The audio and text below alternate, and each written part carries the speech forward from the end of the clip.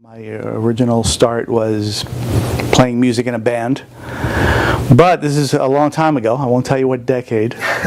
But back then, there was no internet, let's just say that. And so information was not readily available. I was not from a family that was involved in show business. So I really didn't know how to get started. I mean, even the most basic things, like even how to get a demo put together. And back then, demos were a much more expensive and time-consuming process than today, where we have home equipment. So I really didn't have a clue on how to get into it, but I was always very interested in the whole process.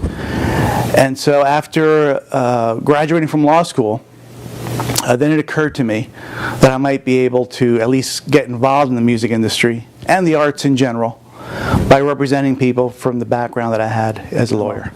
So for a time there, I thought I would do it seriously, but the problem, of course, is time. Time is a big factor. If you're going to do this seriously, it's not just an investment of money or an investment in educating yourself, but it does require a huge time commitment. And practicing law and having time to pursue music just doesn't go together very well. The law can hurt musicians in the sense that, it takes time for the law to catch up to what's happening in reality. Laws don't just change automatically. So for a time period, especially when the digital age came into existence through digital sampling and the internet, the laws just weren't always protecting people because it didn't anticipate this change in technology. I mean, that's just the way it goes. And we all know how quickly Congress acts, right? So it takes them a while to pass certain laws. It takes a while for cases to work their way up to the Supreme Court or other higher, or courts below them to make final decisions on different issues.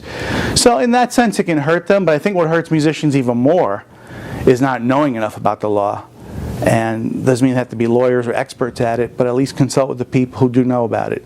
And the people who do know about it are not just lawyers, but lawyers who devote the vast majority of their time to that area. It can't be a family lawyer or someone who's just doing a general practice. It's just far too complicated. Not to believe everything you hear. And I know that seems really obvious, but here's the thing. Because we are not designing shoes or selling shoes, and no offense to people who design shoes and make shoes out there, but because we're doing something that's very personal, we're writing a song, we're producing a song, we're taking an artistic photograph, whatever it might be, it's really personal to us.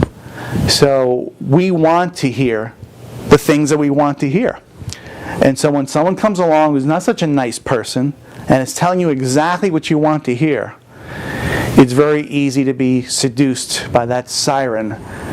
And that's when you start letting your guard down. And that's when mistakes get made. That's when advice doesn't get followed. And that's a really hard thing to do, to switch your mind and say, okay, now I got to think like a hard-nosed business person. I got to look at the facts, and I got to look at the numbers, and I have to really assess, is this really the right thing for me to do? That's what you have to do, and it's a hard thing to be able to do. And even for myself, even with the training as a lawyer, it's still a hard thing to resist because you want to hear that. And sometimes it's not even a matter of someone telling you what you want to hear.